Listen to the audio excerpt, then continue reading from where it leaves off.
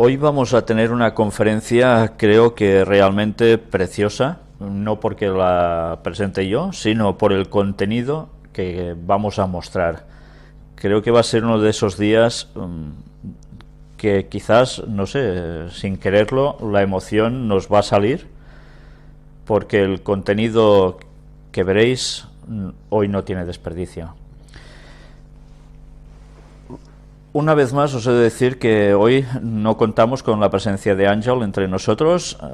Todo va a ser parte temática del último que estábamos exponiendo, o que yo iba siguiendo exponiendo, mientras Ángel hacía su otra cuestión, que al final ya veréis que va totalmente paralela hasta que va a converger totalmente. Vamos, sin más, a entrar en esta parte recordando ya algo sobre Orión, pero con unas cosas que aún no habíamos mostrado y que nos habían quedado atrás. Vamos a ver cómo hay un cierto templo, del cual ya estuvimos mostrando aquí y pasando imágenes incluso de un documental al respecto, que veréis que tiene algo muy especial en su forma, en su estructura, con una computadora. Y todo tiene relación con Orión. ¿Qué os estoy diciendo? Pues esto, Teotihuacán. Recordáis que ya lo estuvimos mostrando, ¿verdad? Pues esta espléndida pirámide nos va a sorprender una vez más, porque estuvimos diciendo cosas de ella, pero no dijimos precisamente esto. Según los arqueólogos, el diseño avanzado de Teotihuacán sugiere que los constructores antiguos tenían un conocimiento no sólo de la arquitectura, sino de ciencias matemáticas y astronómicas complejos. Y una de las cosas que es increíblemente sorprendente y diferente de todos los otros sitios antiguos es el hecho de que a partir del aire, el diseño de la ciudad de Teotihuacán se asemeja extrañamente a un tablero de circuito, con dos grandes chips de procesador: la pirámide del Sol y la pirámide de la Luna. Los investigadores también han encontrado numerosos y notables similitudes con las grandes pirámides de Egipto. Aquí tenéis precisamente lo que es visto aéreamente: un circuito con chips y la disposición de esta pirámide, de este complejo de pirámides. Ya veis qué extraña apariencia de igualdad tienen la una cosa con la otra. Pues bien, dicho esto, hemos de volver a plantearnos, visto también desde arriba, lo que sería la disposición de estas pirámides. Ya vimos que era igual que el cinturón de Orión, y también, como no, de la pirámide de Giza en Egipto. Y también hemos de recordar, tal como aparecía en ese documental que os mostramos en su momento, que precisamente también consta de un mineral, el que tenéis aquí en imagen, la mica, y que tiene esas cualidades para transmitir asuntos de electricidad. Sigue siendo un enigma, pero realmente si vemos que se compone con ese tipo de mineral que tiene que ver con la electricidad, y si se compone en sus formas como si fuera un circuito con chips, realmente llega un momento en que ya no sabes si esto servía para algo más de lo que hasta ahora se había pensado. Sea como fuere, lo que está claro es que la tecnología de los antediluvianos servía para algunas cosas que a nosotros aún quizás se nos escapan. Dicho esto, viendo una vez más esa extraña relación entre lo que hay en el cielo y lo que el hombre hizo en la tierra, y evidentemente no para adorar a Dios, sino para adorar al suplantador de Dios, vamos a ver otra vez algo que aparece en Orión y que es una región vacía. Mirad este artículo: la foto del día del espacio, nebulosa de reflexión. Al sur de la región de formación estelar conocida como nebulosa de Orión, se aprecia el resplandor azulado de una nebulosa de reflexión, una nube de polvo que refleja la energía procedente de la estrella variable que alberga en su interior. La nebulosa NGC 1999 presenta una apariencia de T invertida y ensombrecida en esta amplia imagen cósmica que abarca más de 10 años luz. La zona oscura es una nube de gas y polvo llamada glóbulo de Bock, que aparece muy delimitada a causa de la luz reflejada por la nebulosa. No obstante, las últimas observaciones en rayos X han revelado que la opacidad de dicha nube no se debe a su densidad, sino a que contiene una región completamente vacía. Sorprendente, una región completamente vacía. Y mirad la fotografía precisamente del telescopio Hubble, telescopio espacial, donde se aprecia precisamente en esa zona azulada ese foco, por decirlo de algún modo, oscuro, donde precisamente es lo que dicen esa región oscura. Una vez más, Orión nos sigue sorprendiendo con sus maravillas, pero hoy nos va a sorprender aún mucho más. Pero vamos a enlazar una serie de conceptos. Estuvimos viendo una serie de textos en las conferencias anteriores y ahora vamos a ver otro referente a la primera venida de Jesús. Doy las gracias a la persona que me los ha enviado para hacérmelo notar, porque lo que está claro es que una vez sabido lo que ahora estamos sabiendo, gracias a Dios, deberíamos volvernos a leer la Biblia desde Génesis capítulo 1, versículo 1, porque a todo le encontramos una nueva fuerza en los textos bíblicos, gracias a Dios. Pues bien, leamos este texto. Este no me lo ha enviado nadie, este lo puse yo, el siguiente sí.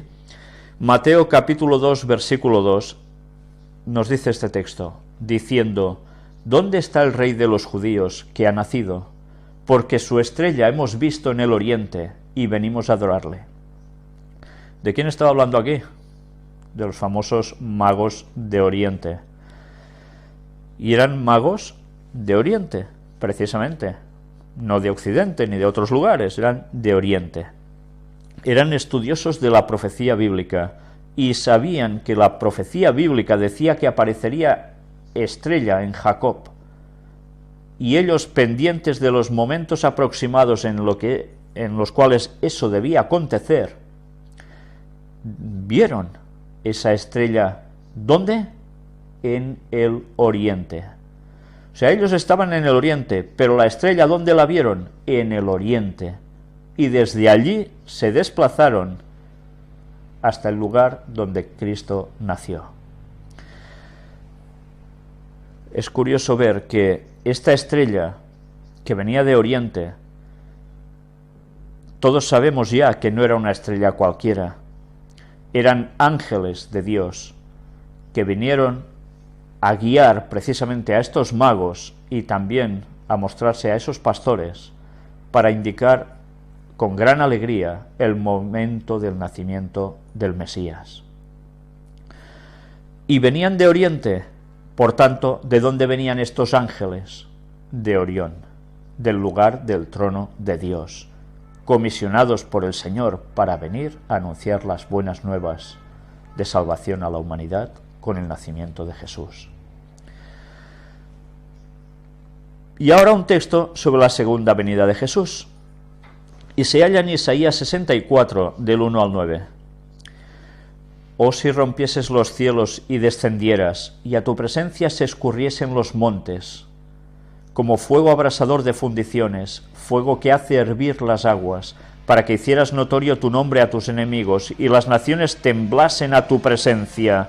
Mirad una vez más cómo este texto nos está marcando claramente el momento del retorno de Jesús. Esto no aconteció en su primera venida, pero sí va a acontecer en su segunda.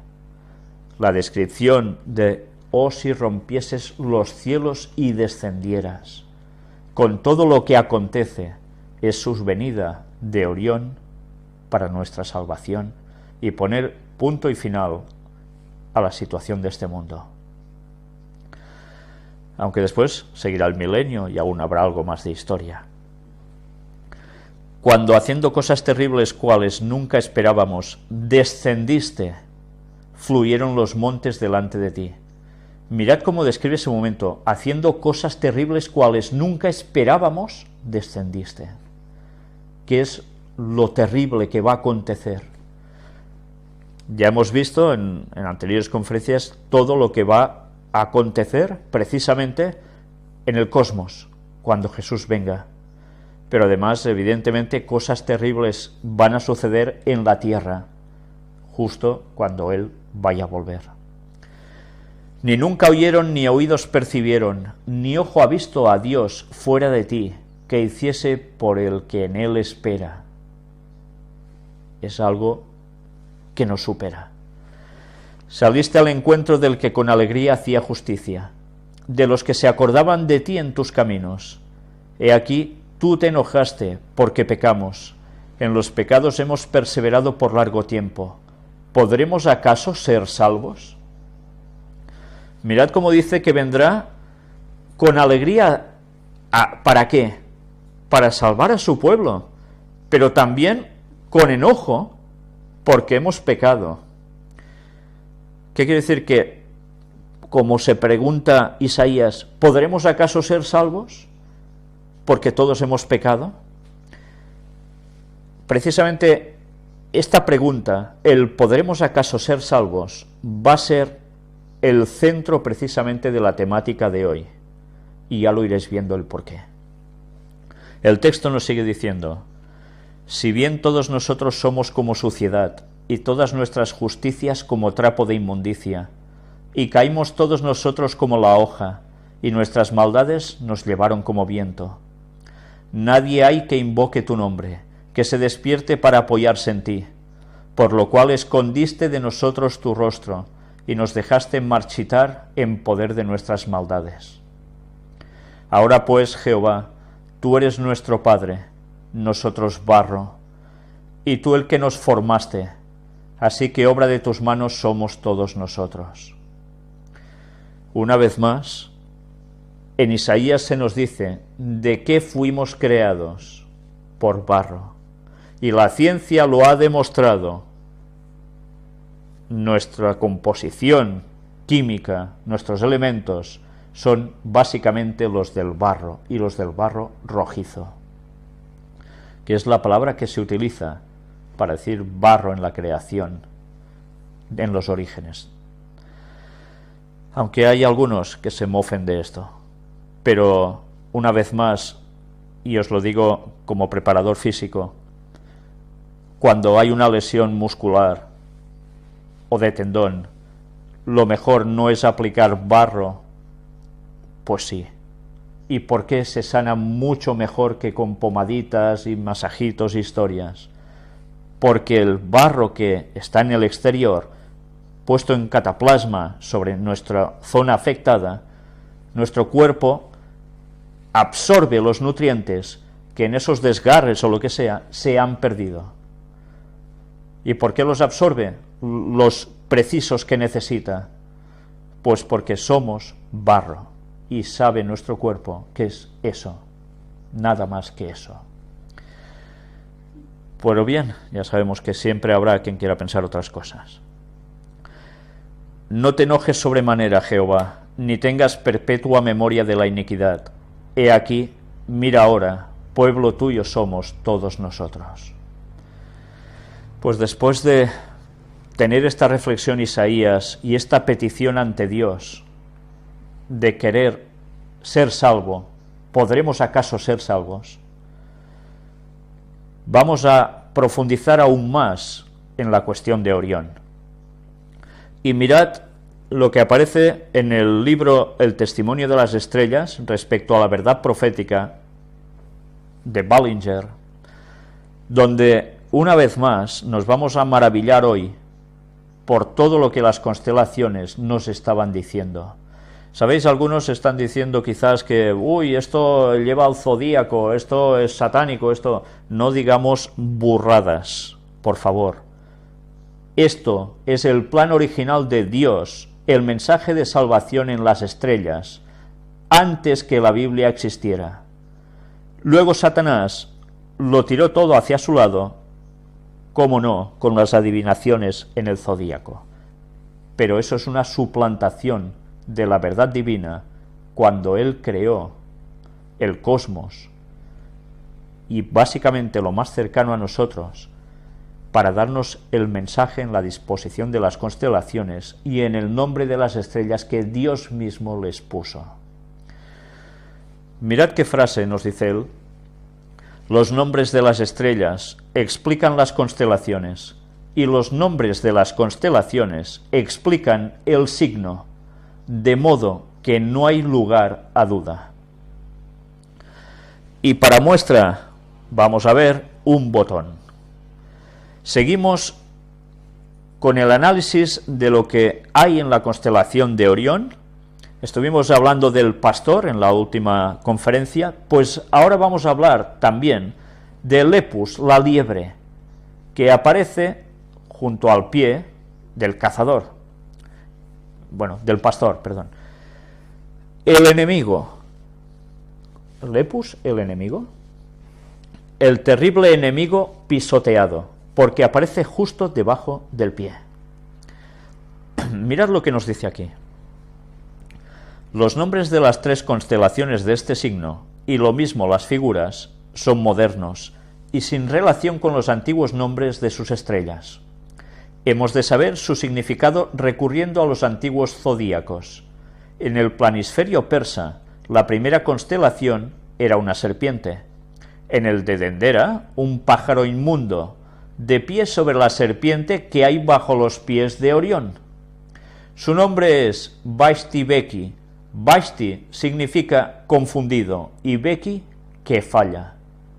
¿Ya veis qué animal nos está hablando? Pájaro inmundo, serpiente. Evidentemente esto nos lleva enseguida a los textos de Apocalipsis. Cuando se habla de ave inmunda y aborrecible, y la serpiente de sobra sabemos lo que es, ¿no? Arato dice: debajo los pies de Orión se halla la liebre, cazada sin descanso eternamente. Es una pequeña constelación de 10 estrellas, todas pequeñas, solo 3 de tercera magnitud, 7 de cuarta, etc. La más brillante, en el cuerpo, se llama en hebreo Arnebo, que significa el enemigo del que viene. Vaya significado, ¿eh? En árabe, Arnebet significa lo mismo. Las otras estrellas son Nibal, el loco; Rakis, el atado con cadena; sugería el engañador. Mirad cómo le dice el loco. ¿Habíais visto en algún lugar que a Satanás se le dijese el loco? Porque es a quien está haciendo referencia, en definitiva. ¿Recordáis algo de la mitología escandinava, sobre todo con Thor? Tiene un hermano, ¿no? Y el hermano resulta que es Loki, el loco, que curiosamente en la mitología invierten totalmente los papeles y pasa a ser el bueno el malo el bueno para la humanidad. O sea, es una suplantación del papel de Jesús por parte de Satanás. Pues bien, el atado con cadena, evidentemente, también nos hace una referencia. ¿Recordáis a qué texto? Precisamente en Apocalipsis, cuando en el milenio Satanás va a quedar atado por 1000 años. Pues esto ya estaba en el nombre de esta estrella. Sugería el engañador. ¿Y por qué no podrá engañar a nadie durante 1000 años Satanás y estará atado? Pues porque todo el mundo estará muerto, y hasta que no termine el milenio y no haya la resurrección de los impíos, él no podrá volver a engañar a nadie. El testimonio es claro: este enemigo está bajo los pies de Orión, y esto nos dice que cuando el verdadero Orión, el sol de justicia, se levante y la luz verdadera brille por toda la tierra, pisoteará a los malvados, tal como dice Malaquías 4, y todo enemigo será sometido bajo sus pies. Él hollará a todos nuestros enemigos, dice el Salmo 60:12, como ha sido dicho: los pisé en mi ira y los hollé en mi furor, porque el día de la venganza que estaba en mi corazón y el año de mis redimidos han llegado. Isaías 63, 3 y 4. No sé si veis algo peculiar también aquí. El día de la venganza que estaba en mi corazón y el año de mis redimidos han llegado. Esto nos está diciendo de que Dios en su calendario tiene un año fijado y un día fijado para su retorno. Y ese momento va a llegar y ya no falta tanto. Aquí tenéis precisamente a la constelación de Lepus. Si os dais cuenta, por encima de su cabecita aparece el pie de Orión, y de la punta del pie, de los dedos, también sale Eridanus, el río de fuego, del cual también estuvimos hablando. Luego, no sé si os dais cuenta también, detrás del conejillo, aparece Canis Major. Ya hablaremos ahora, terminando de Lepus, de alguna constelación más totalmente unida al tema de Orión. Pero bien, ya habéis visto aquí el dibujito de este conejillo. Pues ahora, precisamente, una vez que hemos sabido lo que significa este conejo, vamos a ver Canis Major, el perro, o Sirius, el príncipe. El príncipe de príncipes glorioso, Sirio. ¿No os lleva a pensar nada esto? Si hemos visto en estas conferencias cómo desde Sirio o cómo a Sirio se le tiene también una reverencia especial por parte del lado oscuro, haciendo referencia a Sirio como alguien muy divino, es una vez más la suplantación de Satanás al papel de Jesús. Miremos qué nos quería decir Sirio desde un principio, y todo puesto en el cielo. Si nos dice que el príncipe de príncipes glorioso es Sirio, vamos a ver ahora qué nos explica aquí. Esta constelación lleva la enseñanza de que el príncipe glorioso subyugará y reinará. En el zodíaco de Dendera se le llama Apes, que significa la cabeza. Significa la cabeza. ¿Os lleva a pensar algo? ¿No hemos estado hablando de Cristo como la cabeza continuamente? Se le pinta como un Azor, Naz, el que aparece que desciende raudo, o sea, rápido. El Azor es el enemigo natural de la serpiente, y aquí tiene en su cabeza un mortero o almirez con su mano correspondiente para majar la cabeza del enemigo. Más claro no puede ser, ¿verdad? El enemigo natural de la serpiente, el enemigo natural de Satanás, Cristo.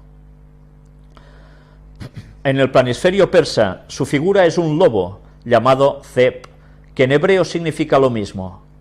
Plutarco lo traduce como líder. En árabe significa el que viene rápidamente. Su antiguo nombre y significado lo obtenemos de los nombres de las estrellas. Hay 64, 2 de primera magnitud, 2 de segunda, 4 de tercera, 4 de cuarta. De estas, en la cabeza, es la más brillante en todo el firmamento. Se le llama Sirio, el príncipe, como en Isaías 9:6. Sirio, ya por los antiguos, ha sido asociado con la canícula, un gran calor, los días de los perros, aunque esto varía con las latitudes y la precisión de los equinoccios, con lo que hoy solo queda el nombre. Virgilio dice de Sirio: con calor pestilencial infecta el cielo. Homero dijo de Sirio: cuyo quemante aliento el aire contamina de fiebre, peste y muerte. El nombre, sin embargo, no habla de calor, sino de su brillo, y da testimonio del príncipe de príncipes, el príncipe de los reyes de la tierra. Y aquí tenéis la constelación de Canis Major, el perro, y Canis Minor, el segundo perro. Aunque tenga mala fama hoy, no era así en tiempos antiguos. En acadio se la llamaba Casista, el líder, y príncipe de las huestes celestiales. Mientras que los sagrados libros de Persia contenían muchas alabanzas a la estrella Tistria o Tistar, Sirio, el Adalit del este, una vez más, del este. Todo hace referencia precisamente una vez más al trono de Dios viniendo de Orión. De oriente, del este. La estrella que sigue, en el pie izquierdo delantero, habla de lo mismo. Se llama Mirzam, que significa príncipe o regidor. La estrella en el cuerpo se llama Wesen, el que brilla. La estrella en la pata posterior derecha es Adara, el glorioso. Una vez más vemos por todos lados los títulos de Cristo. La estrella que sigue en el pie izquierdo delantero habla de lo mismo. Se llama Mirzam, que significa príncipe o regidor. Esto está repetido. Hay otras estrellas no identificadas, pero con nombres de interés. Son Ashere, en hebreo, el que viene, Al-Shira, Al-Gemeniya, en árabe, el príncipe o jefe de la mano derecha, Seir, egipcio, el príncipe, Abur, en hebreo, el poderoso, Al-Abor, en árabe, el poderoso, Mulifen, en árabe, el caudillo. Por todas partes nos hace referencia a Jesús. Y además mira que dice jefe de la mano derecha. ¿Dónde se sentó Jesús cuando ascendió al cielo? A la derecha del Padre, a la diestra del Padre. Aquí todos están de acuerdo en el testimonio de aquel cuyo nombre es admirable, consejero, Dios fuerte. Sigue diciendo, Padre eterno, príncipe de paz. El texto de Isaías 9:6. Por cierto, Padre eterno es el título dado a Jesús, no solo a Dios Padre. Tened esto presente, los que aún nos dé la gana de querer aceptar la divinidad de tres personas, porque el texto de Isaías es clarísimo, en el cual también se nos dice que hay el mismo estatus entre uno y el otro. Estos nombres carecen de significado aplicados a un azor o a un perro, egipcio o griego, pero si lo tienen aplicados a aquel de quien Jehová dice, he aquí llamarás a naciones que no conociste, y naciones que no te conocían correrán a ti. Isaías 55:4. ¿Qué nos quiere decir con este texto?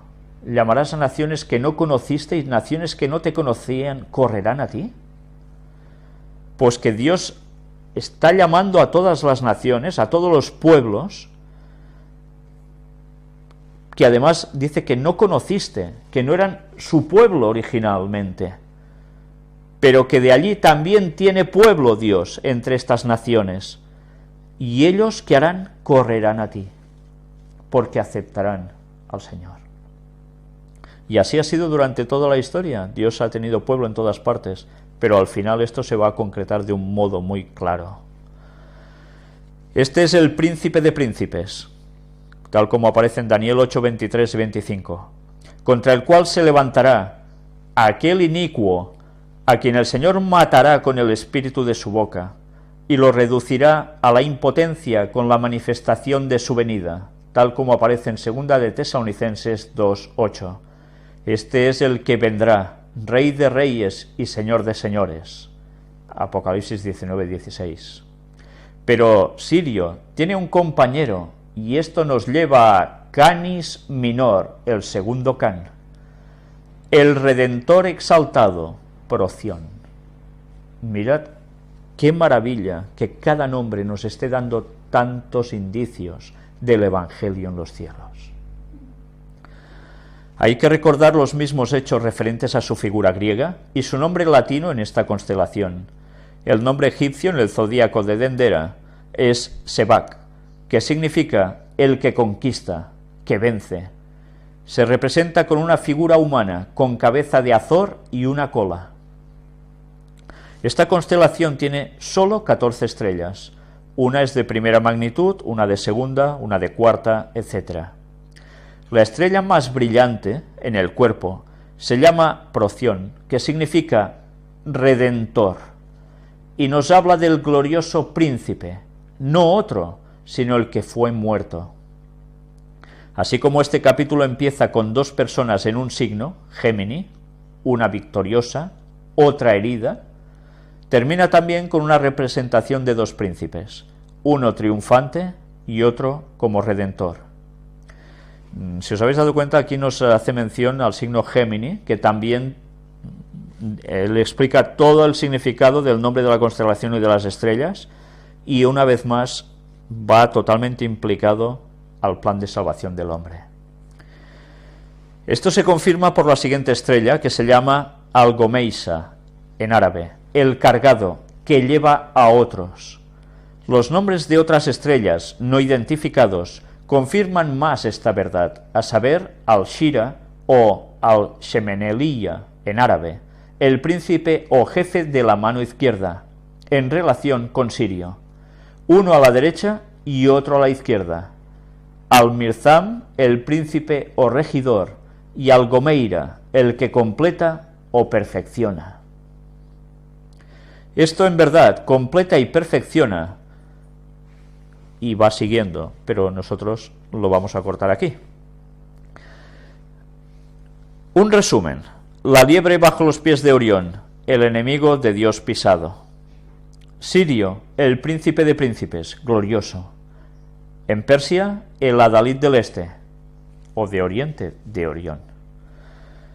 No nos damos cuenta aún de la maravilla que hizo Dios al hacer las constelaciones en un cierto modo y darle él mismo el nombre, no solo a las constelaciones, sino a las estrellas en concreto, dándonos un mensaje importantísimo en cada constelación. Satanás, ¿creéis que se iba a quedar indiferente ante esto? ¿Qué tenía que hacer? Pues sencillamente plagiar, desviar la atención hacia otro lado y listos.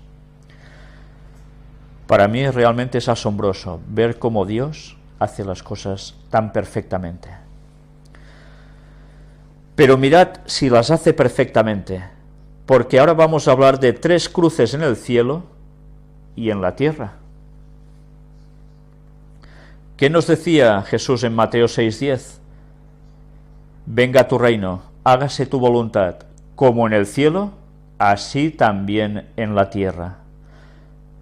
Normalmente cuando hablamos decimos lo de arriba igual abajo, esa forma de hablar que es más conocido en el mundo que no analizando que esto mismo lo dijo Jesús ya en el Padre Nuestro. Y el lado hermético prefiere siempre eso de arriba abajo, pero claro, desviándonos del centro que es Cristo. Como en el cielo, así también en la tierra. Mirad que aparece en la bitácora de Galileo, las Pléyades del sur. Aquí nos hace referencia a algo muy interesante. Con una declinación similar a la más septentrional de las estrellas de Casiopea, Epsilon Casiopeaia, pero en versión austral, IC 2602, más conocida como las Pléyades del sur, es una fascinante visión que se nos niega junto a otros notables componentes del cielo austral, como la deliciosa Cruz del Sur, la desbocada Eta Carinae con su brillante nebulosa, o el increíble cúmulo globular Omega Centauri, a la mayor parte de los habitantes del hemisferio norte. En efecto, este notable cúmulo abierto resulta estar más próximo al polo sur celeste de lo que lo están las 7 estrellas del asterismo de la Osa Mayor, el Carro, la Sartén, el Gran Cazo, de su equivalente boreal. Su contemplación resulta imposible al norte del paralelo más 25 grados. Así es que hay que viajar al continente africano o al sur de la República de México para disfrutar de su atractivo.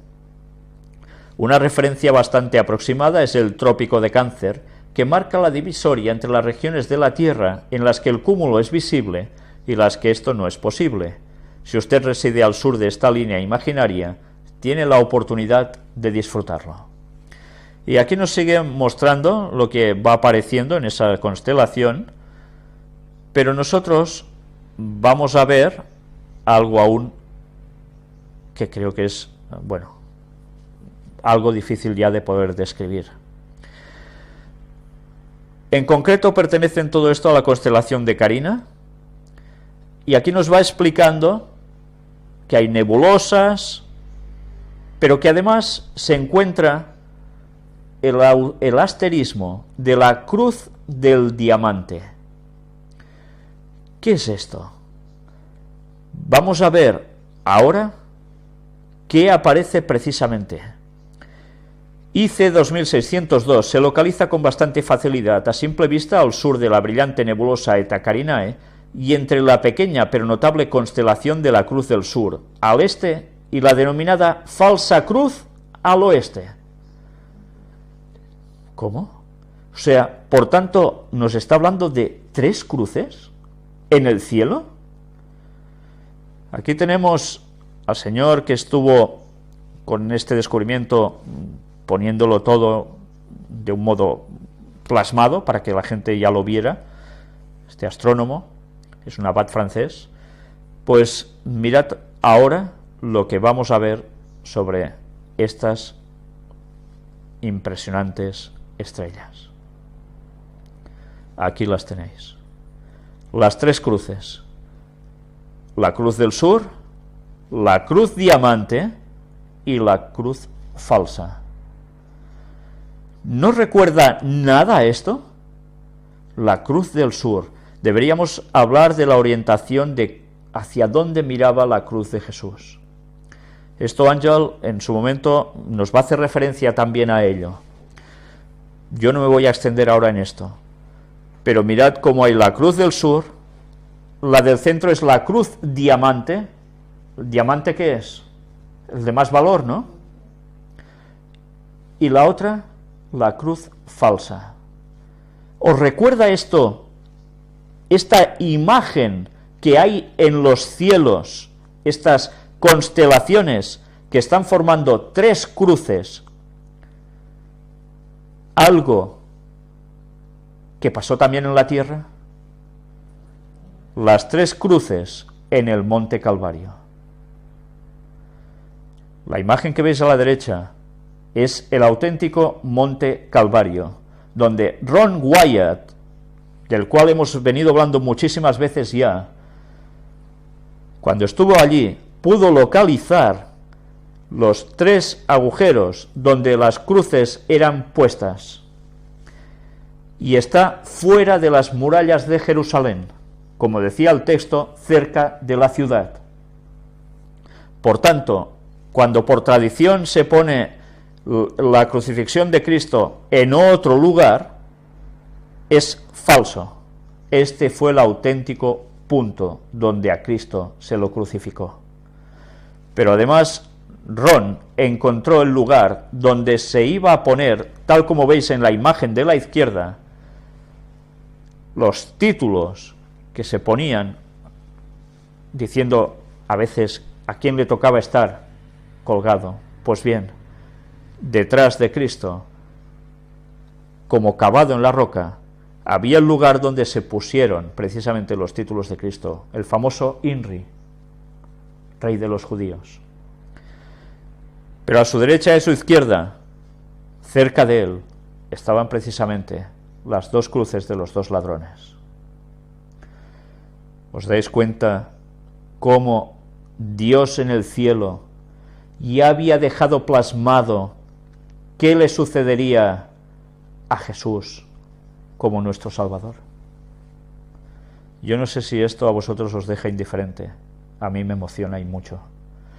Y ahora podéis entender por qué Satanás conocía el plan de salvación, por qué desde tiempos posteriores ya a Adán, o de hecho cuando Adán ya entra en la cuestión del pecado, Satanás a través de Caín y de los malvados de entonces y posteriormente al diluvio, también con Cam,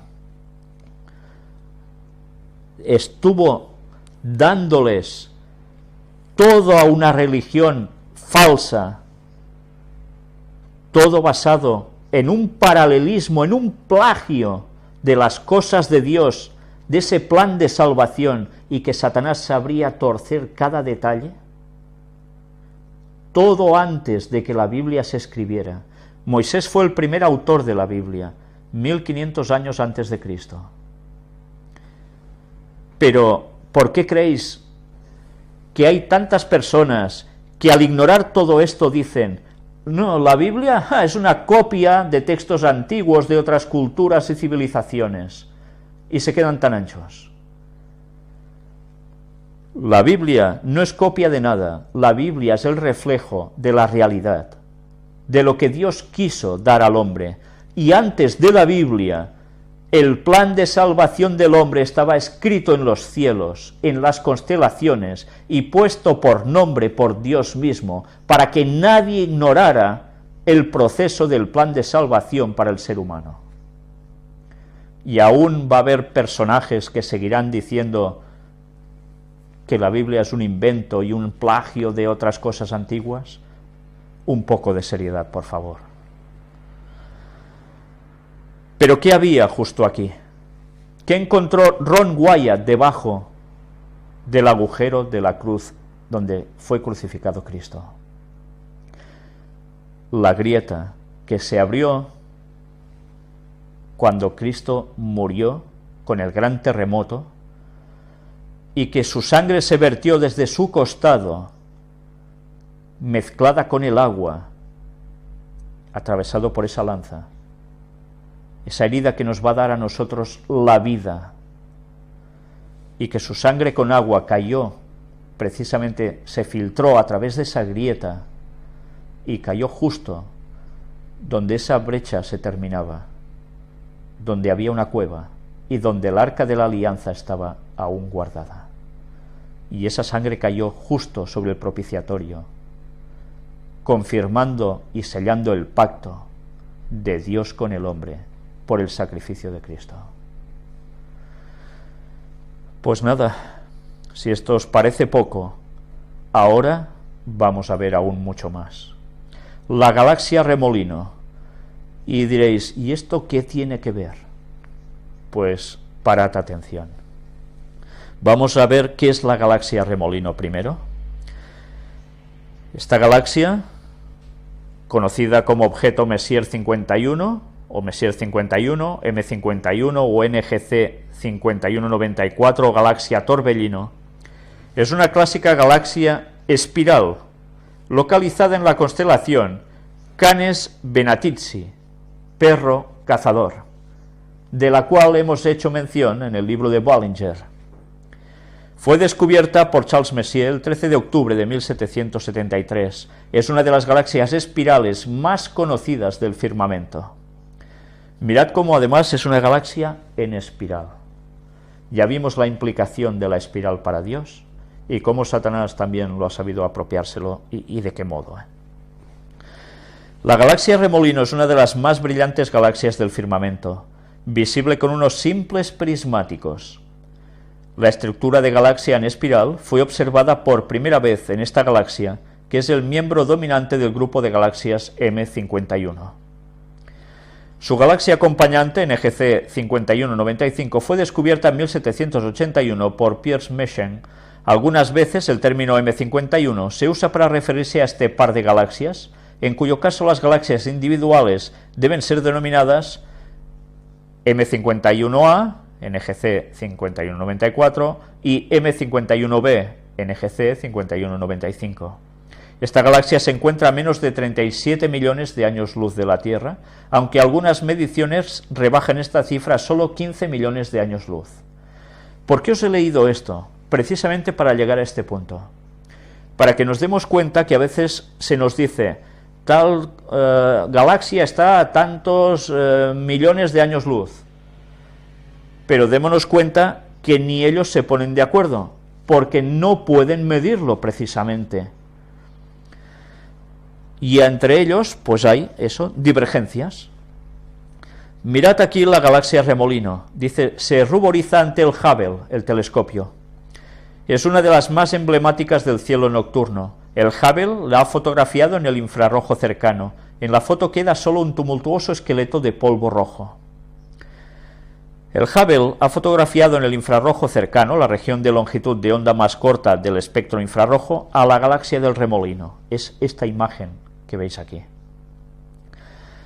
La galaxia Remolino es una de las más conocidas del universo. Sus espectaculares brazos en forma de espiral dominan el cielo a unos 31 millones de años luz. Es tan brillante que en ocasiones puede observarse con prismáticos. Ahora el Hubble la ha captado en el infrarrojo cercano, la región de longitud de onda más corta del espectro infrarrojo.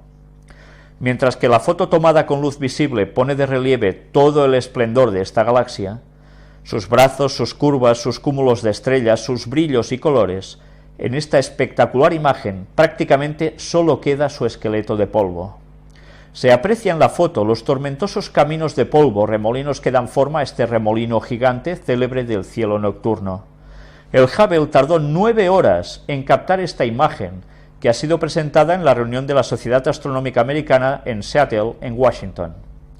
El telescopio espacial de la NASA cuenta con 5 instrumentos que le permiten realizar observaciones en los espectros de la luz visible, el ultravioleta y el infrarrojo cercano.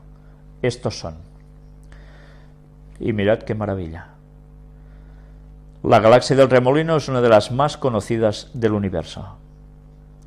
Curiosamente ellos dicen aquí que está a unos 31 millones de años luz. 31, digamos 31. 31, ¿por qué digo 31?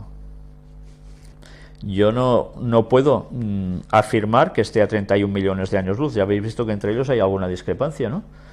Pero este 31, a mí ya no me extrañaría nada que fuese así. ¿Por qué? Ahora veréis el porqué de ello. Ante todo, la galaxia Remolino está en la constelación Canes Venatici, junto a la de El Pastor. Y aquí veis precisamente donde aparece imagen de los perros de caza. Y lo curioso de todo esto es, si os dais cuenta, cómo aparece al lado del Pastor. Aquí veis precisamente la galaxia Remolino, donde está ubicada.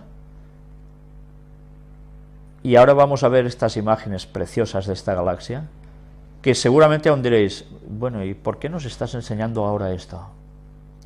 No sé si estáis apreciando qué colores tiene. ¿No veis un color azulado y otro rojizo? ¿No recuerda nada esto? ¿Cómo hizo hacer Dios la cubierta del tabernáculo, donde iba a residir su presencia? Azul, grana, ¿sí? Pues bien, además con rojos de tonos distintos. Todo esto también en el tabernáculo tiene unas implicaciones. Ángel ya nos mostró algo de eso en su momento y nos va a mostrar aún más, con lo cual yo no voy a decir ahora nada. Mirad aún más aquí y más aquí. Imágenes preciosas, sin duda. Pero ahora vamos a mostrar 2 vídeos. Primero, el vídeo de la galaxia del Remolino, donde se nos va a explicar, bueno, algunas cosas sobre ella, con unas imágenes, pero preparaos para lo que viene después. Vamos a entrar primero a este vídeo.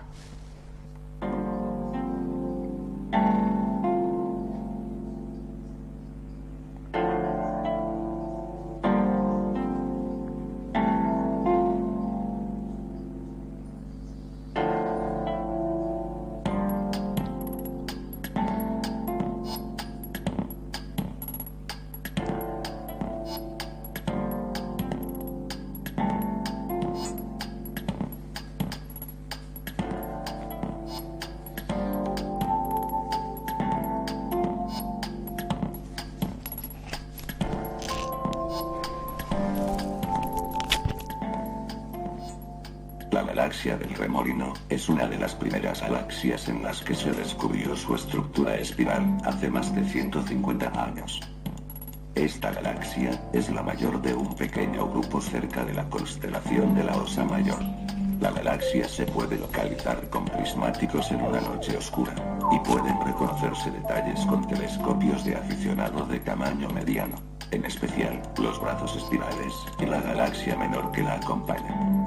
Es también un objeto muy estudiado por los astrónomos profesionales, que buscan en ella las claves para comprender la estructura espiral de las galaxias y su relación con los choques entre galaxias.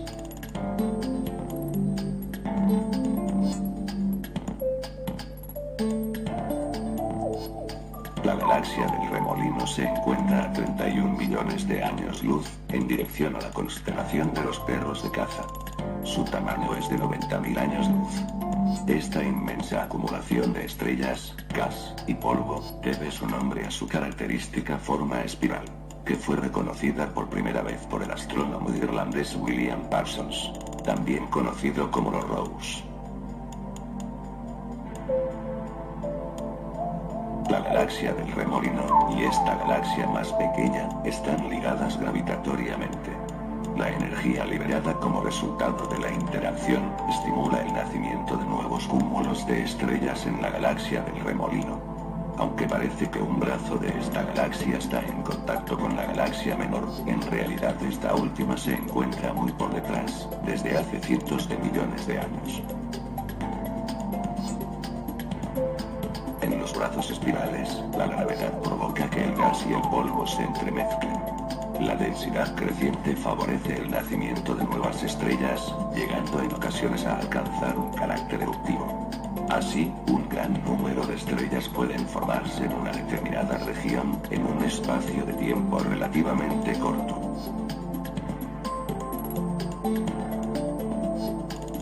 Las nuevas estrellas que nacen son muy calientes y brillan con un característico color blanco azulado. En la imagen, los puntos no son verdaderas estrellas individuales, sino cúmulos estelares enteros, que contienen cada uno cientos de miles de estrellas.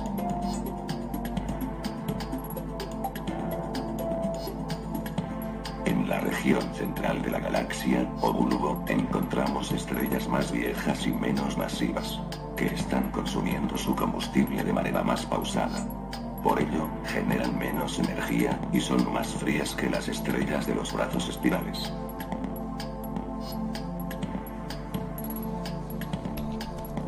Las zonas más oscuras de los brazos espirales, con aspecto de senderos, son enormes acumulaciones de polvo, compuesto por silicio y carbón.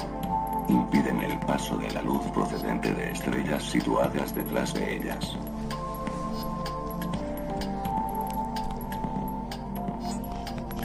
Las nubes de hidrógeno gaseoso brillan con un característico color rojo rosáceo cuando son calentadas por la luz de las estrellas cercanas.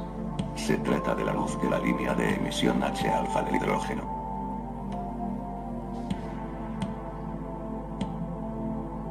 No es posible distinguir estrellas individuales en la galaxia del Remolino, debido a la enorme distancia que la separa de nosotros. Pero sí que aparecen en la imagen algunas estrellas que pertenecen a nuestra propia galaxia, la Vía Láctea. Se las reconoce fácilmente por su característica cruz, producida por el sistema de sujeción del espejo secundario del telescopio.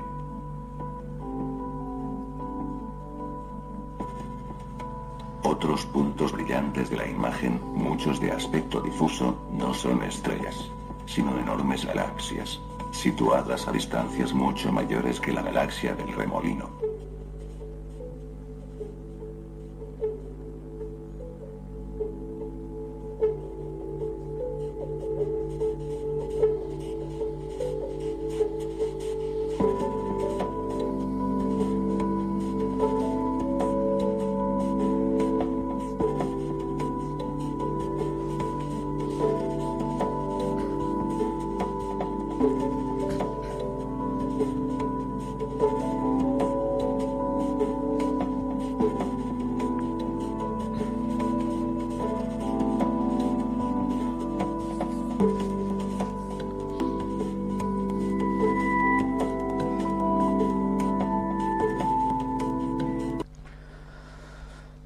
Pues bien, después de ver la explicación a esta galaxia del Remolino, nos hemos percatado una vez más de esos colores que os decía antes. Os he hablado de por qué el tabernáculo tenía estos colores. El azul siempre relacionado con el cielo, lo grana con la sangre.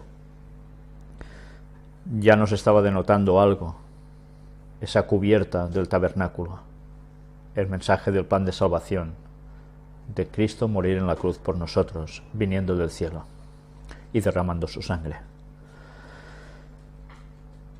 Y ahora vais a ver el vídeo que creo que no puede dejar absolutamente a nadie indiferente.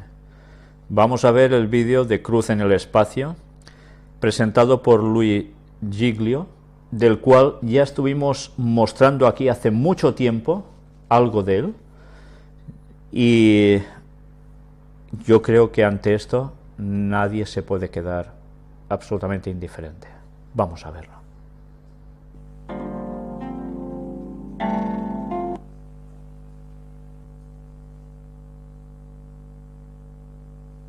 And many of the ones we're seeing tonight have come to us from the Hubble Space Telescope, which I'm sure you've heard of. You're paying for it, by the way. I hope you've heard of it. It's an amazing thing. Here's a shot of it in case you didn't know what you were paying for. You're like, that's it? That's what we get? Yeah, it's fascinating, this thing. This particular photograph was taken in 1997, just after Service Mission 2. The Hubble hangs out 353 miles above the Earth, and so it's got a great jump on us getting outside of our atmosphere and gives us stunning images like we've never seen before. And I'm just going to tell you quickly, Chris and I were at a camp this summer, and I was trying some of these space stuff out on middle school and high school students because I figured if it worked for them, it might work for you guys tonight. And they were so cool. They were just like, wow, no way, you know, just like teenagers would be. I was loving it.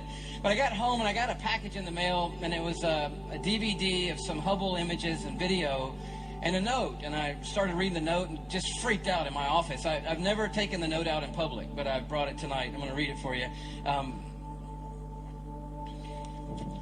Sorry about that. I'll just read it. I don't care if you think this is cool. This is cool. I've never read this in public before. It's never been out among other people before. And I'll just give you the short version. It says, "Dear Louis, thank you for your time at our camp. The person's children or child was there." And comes down the second paragraph. They said you have a passion for astronomy. You may like this collection of HST videos. I was on Service Mission 2. That's what the point I started going, oh. So I, too, have a special connection to the telescope as it reveals the magnificence of God's creation. In his service, Joe Tanner, and I'm like, Joe Tanner. So I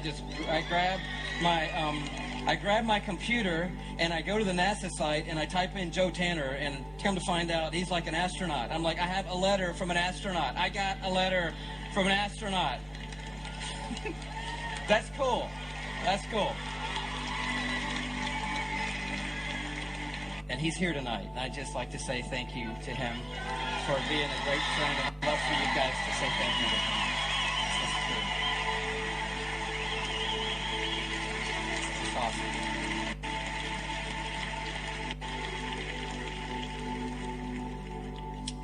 We're going to go out. We're 28 million light years out at the Sombrero Galaxy. We're going to go past it to the darling of astronomy, the Whirlpool Galaxy. It's 31 million light years away. And you can see why it's the darling of astronomy. It sits in space, completely face on to the Earth. It's called a grand design galaxy, to which I say right on to that. It's made up of hundreds of billions of stars. Some scientists say 300 to 500 billion stars. It's called a whirlpool because it looks like it could just suck you in. For a while they thought it was sucking in this white blob over here to the right. You're like, what's that blob to the right? That's a whole nother galaxy, thank you very much. That's NGC 5195 over there. And the whirlpool's NGC 5194. They thought that it was going to suck it into the whirlpool, but no, they're way, way, way far apart. They're never going to touch each other. Rest well tonight. And after billions of years, they'll just pass each other in space. The pink areas, you say it's so pretty with those little pink twinkles. No, those are ferocious star-forming incubators. And stars are being born in there even as we worship tonight. Scientists say every second in the universe a new star is born. Stars as big as our sun and bigger. It's being put into place. And God's just naming them all and putting them where they are in His universe. But I want to take you way out. You guys seem like a group that's ready to go way out. I want to take you so far out, I can't even tell you what we're about to see. I can't even set it up. I can't describe it. There are no words. We are going far, far, far, far out.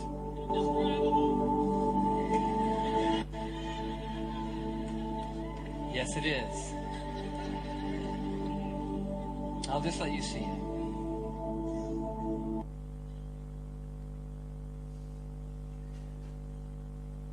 He made everything we've seen tonight. The scripture says that through Jesus, God made the world.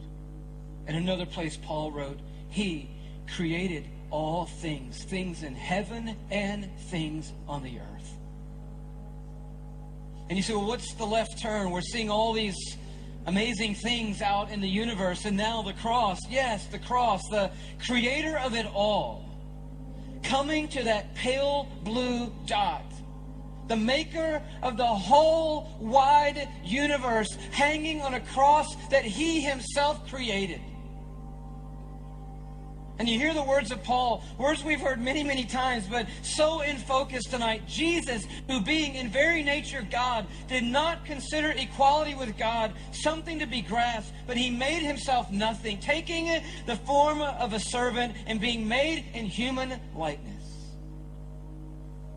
And being found in appearance as a man, He humbled Himself and became obedient to death. Even death on a cross.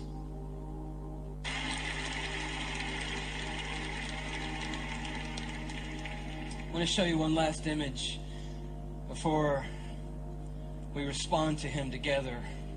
You say, there are no more images, Louis, thank you. It's the Son of God, crucified for my sins. There can be nothing else. Well, while I was in Durango with these students, I was just looking for something that I hadn't seen before. I was on the Hubble site searching Whirlpool images. You remember the darling of astronomy, the Whirlpool galaxy. And I just searched Whirlpool. A list of names of images came up. One of them was called the X structure at the core of the Whirlpool galaxy. Got my attention. I thought, okay. I clicked on that link and a photograph comes up, an image comes up on my computer screen, almost knocks me off of my seat. I cannot believe it. I'm just staring at it with my mouth open. It's 31 million light years away. The Hubble Space Telescope, seeing what we cannot see, has looked into the dark black hole core of the Whirlpool galaxy and sent us back a photograph. Here's what NASA sent us back from 31 million light years away, deep in the core of the Whirlpool galaxy. We get this image coming back to us.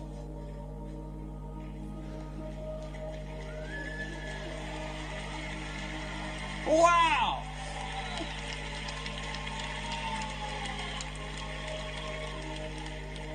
It's the X structure in the core of the Whirlpool galaxy. I'm not here to scientifically tell you it's a cross. You can make of it what you want to tonight. I'm just saying it reminds me of the Revelation writer who said, it's Jesus Christ, the Lamb slain before the foundation of the world. It's Jesus everywhere. It's grace everywhere you turn. It's mercy when you least expect to find it. It's God laughing in heaven when we finally got the Hubble aimed at the right place and He goes, check this out. It's me. It's grace. It's mercy. It's kindness. It's forgiveness. Everywhere you look, it's God saying, I love you. Yo no sé cómo os habéis quedado después de ver esto, pero si con lo que hemos mostrado anteriormente y con esta guinda al final os quedáis igual, o no tenéis sangre en las venas o es que no estáis vivos. Pero desde luego nadie puede quedar indiferente ante lo que Dios ha puesto justo en el centro de esa galaxia de espiral. Para mí no hay palabras, la verdad, no hay palabras. Recordemos esta imagen justo en el centro de la galaxia.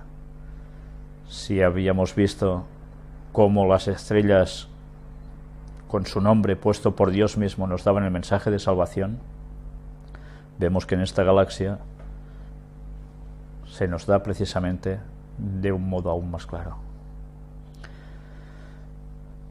Una vez visto esto, ¿alguien duda que el plan de salvación estuviera escrito en el cielo?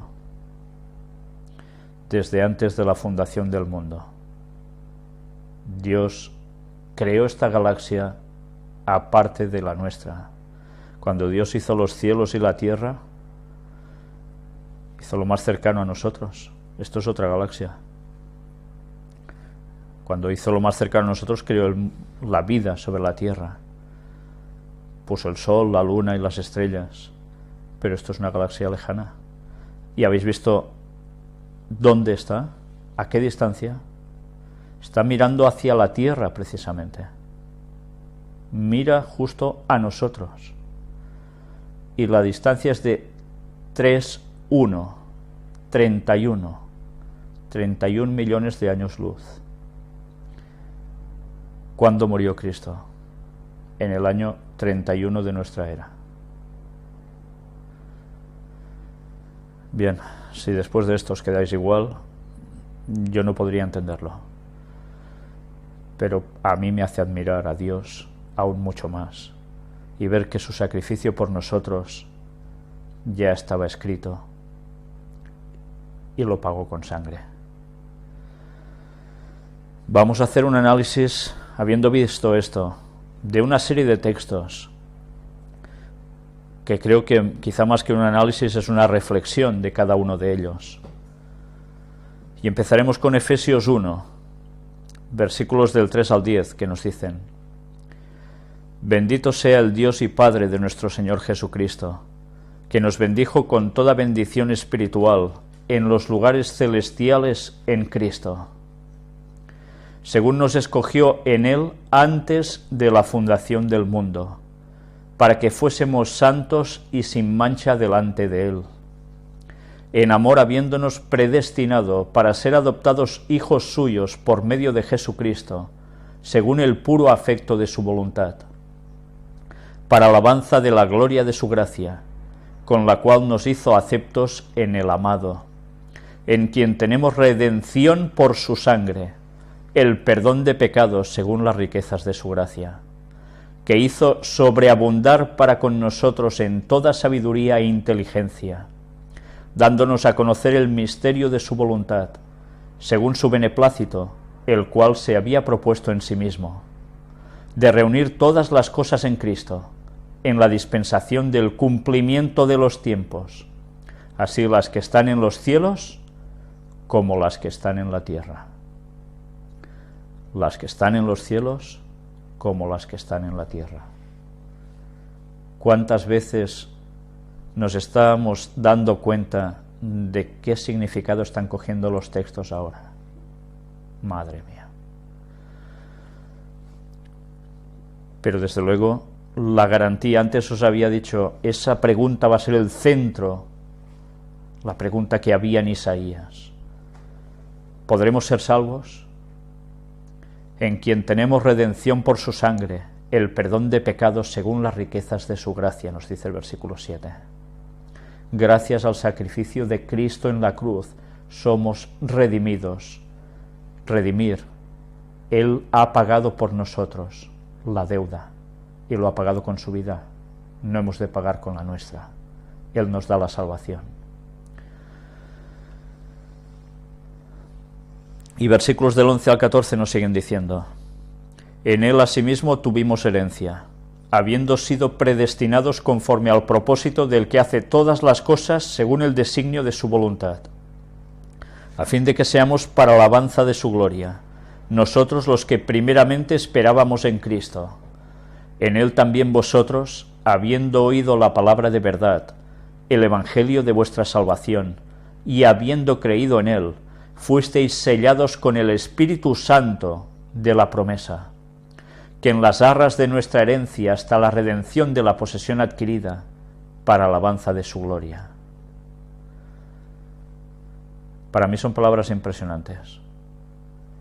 Estamos predestinados a la salvación, porque Él había hecho todo el plan de salvación y lo ha ejecutado y aún lo sigue haciendo para que seamos salvos.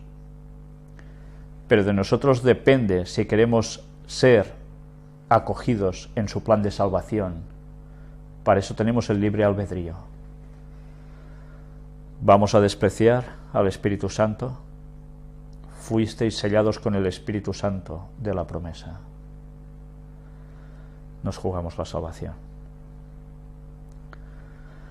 Primera de Pedro 1, del 17 al 21 nos dice: y si invocáis por Padre a aquel que sin acepción de personas juzga según la obra de cada uno, conducíos en temor todo el tiempo de vuestra peregrinación, sabiendo que fuisteis rescatados de vuestra vana manera de vivir, la cual recibisteis de vuestros padres, no con cosas corruptibles como oro o plata, sino con la sangre preciosa de Cristo, como de un cordero sin mancha y sin contaminación, y ha destinado desde antes de la fundación del mundo, pero manifestado en los postreros tiempos por amor de vosotros, y mediante el cual creéis en Dios, quien le resucitó de los muertos y le ha dado gloria, para que vuestra fe y esperanza sean en Dios.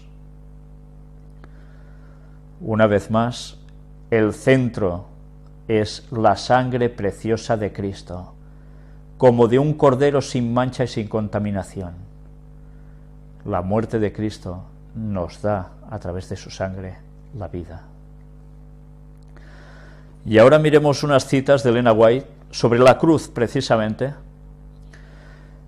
y aparecen en este libro, El conflicto de los siglos. Una vez más he de deciros que esta semana he quedado maravillado, junto con Ángel, porque nos hemos dado cuenta de cómo está trabajando el Espíritu Santo, cómo está dando luz a uno una, a otro otra, y todo nos lo hace converger para que nos demos cuenta de su magnitud y lo podamos mostrar. ¿Sabéis lo que ahora os voy a mostrar aquí? Ángel me lo pasó esta semana y yo le dije: ¿sabes lo que me acabas de dar? Él no era consciente. Él me contó que a través de otra persona, etcétera, etcétera, fueron haciendo unas conexiones de conceptos también, que les venían una cosa por otra, y él encontró esto buscando otra cosa, y me la remite justo después de tener preparados los vídeos que acabáis de ver.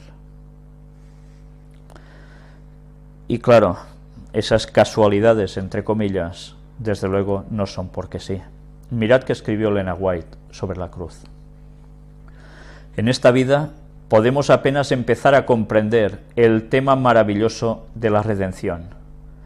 Con nuestra inteligencia limitada podemos considerar con todo fervor la ignominia y la gloria, la vida y la muerte, la justicia y la misericordia que se tocan en la cruz.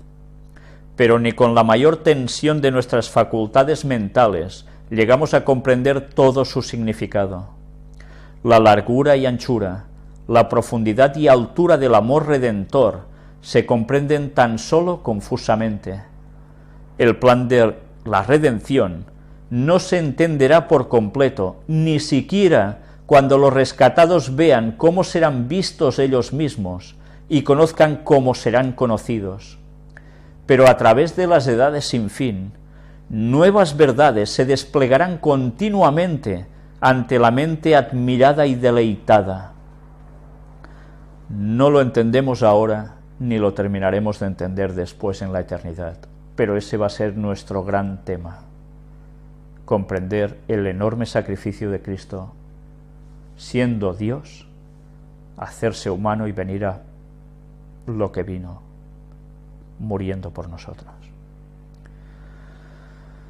Aunque las aflicciones, las penas y las tentaciones terrenales hayan concluido, y aunque la causa de ellas haya sido suprimida, el pueblo de Dios tendrá siempre un conocimiento claro e inteligente de lo que costó su salvación. ¿Recordáis que llevará a Cristo siempre como señales en su cuerpo? Su herida en el costado y sus heridas en las manos y los pies. por la eternidad, para recordarnos siempre lo que costó nuestra salvación. La cruz de Cristo será la ciencia y el canto de los redimidos durante toda la eternidad. En el Cristo glorificado contemplarán al Cristo crucificado. Nunca olvidarán a aquel cuyo poder creó los mundos innumerables y los sostiene a través de la inmensidad del espacio, el amado de Dios, la majestad del cielo, aquel a quien los querubines y los serafines resplandecientes se deleitan en adorar. Se humilló para levantar al hombre caído, que llevó la culpa y el oprobio del pecado, y sintió el ocultamiento del rostro de su Padre, hasta que la maldición de un mundo perdido quebrantó su corazón y le arrancó la vida en la cruz del Calvario. ¿Sabéis? Lo que mató a Cristo en la cruz no fue morir sencillamente porque mira, se murió debido a que ya estaba clavado en la cruz, sino que lo mató de verdad, lo que quebrantó su corazón, fue la maldición de un mundo perdido. Eso es lo que desgarró el corazón de Cristo. El hecho de que el hacedor de todos los mundos, el árbitro de todos los destinos, dejase su gloria y se humillase por amor al hombre, despertará eternamente la admiración y adoración del universo. Cuando las naciones de los salvos miren a su Redentor y vean la gloria eterna del Padre brillar en su rostro, cuando contemplen su trono, que es desde la eternidad hasta la eternidad, y sepan que su reino no tendrá fin, entonces prorrumpirán en un cántico de júbilo. Digno es el Cordero que fue inmolado y nos ha redimido para Dios con su propia preciosísima sangre. No sé si percibís algo que dice aquí. Entonces prorrumpirán en un cántico de júbilo. Júbilo. Estuvimos hablando en el tema del tercer Elías. Pues vamos a seguir hablando aún más, porque estos cantos de júbilo se producen precisamente en un año de jubileo, y lo vamos a mostrar. Por tanto, cuando nosotros podamos gritar esto con júbilo, ya iremos viendo que es un año de jubileo precisamente. Si entonces sabemos que Cristo va a venir en un año de jubileo, ¿cuándo es el próximo año de jubileo? Pues bien, de eso también hablaremos. El misterio de la cruz explica todos los demás misterios. A la luz que irradia del Calvario, los atributos de Dios que nos llenaban de temor respetuoso nos resultan hermosos y atractivos. Se ve que la misericordia, la compasión y el amor paternal se unen a la santidad, la justicia y el poder. Al mismo tiempo que contemplamos la majestad de su trono, tan grande y elevado, vemos su carácter en sus manifestaciones misericordiosas y comprendemos, como nunca antes, el significado del apelativo conmovedor Padre nuestro. Se echará de ver que aquel cuya sabiduría es infinita no hubiera podido idear otro plan para salvarnos que el del sacrificio de su Hijo. La compensación de este sacrificio es la dicha de poblar la tierra con seres rescatados, santos, felices e inmortales. El resultado de la lucha del Salvador contra las potestades de las tinieblas es la dicha de los redimidos, la cual contribuirá a la gloria de Dios por toda la eternidad. Y tal es el valor del alma, que el Padre está satisfecho con el precio pagado, y Cristo mismo, al considerar los resultados de su gran sacrificio, no lo está menos. Sabéis, es un tema que cada vez que hablo de él me emociono, no puedo evitarlo. El sacrificio de Cristo por nosotros, no nos merecemos nada, y deja todo, habiéndonos creado y habiéndonos rebelado contra él, para venir a morir y salvarnos, y darnos la vida eterna. ¿Vosotros entendéis eso? Yo no puedo comprenderlo, me es imposible, solo puedo admirarlo. Y mirad esta otra cita en los lugares celestiales, de Elena White, que dice: La misión de Cristo, tan oscuramente comprendida, tan débilmente interpretada, que lo llamó del trono de Dios al misterio del altar de la cruz del Calvario, se descubrirá más y más a la mente, y se verá que en el sacrificio de Cristo se halla el manantial y el principio de toda otra misión de amor. Lo llamó del trono de Dios. ¿Dónde está el trono de Dios? En Orión. Al misterio del altar de la cruz del Calvario. ¿Dónde? En la tierra. Y todo esto estaba escrito en las estrellas, por Dios. Escrito y dibujado. Pero mirad que sigue diciendo: y se verá que en el sacrificio de Cristo se halla el manantial que emanó de él, su sangre y su agua en su costado. Y ese sacrificio, esa emanación, es la que nos va a dar precisamente la vida eterna. Mirad estos textos, porque ahora evidentemente todo nos impactará más.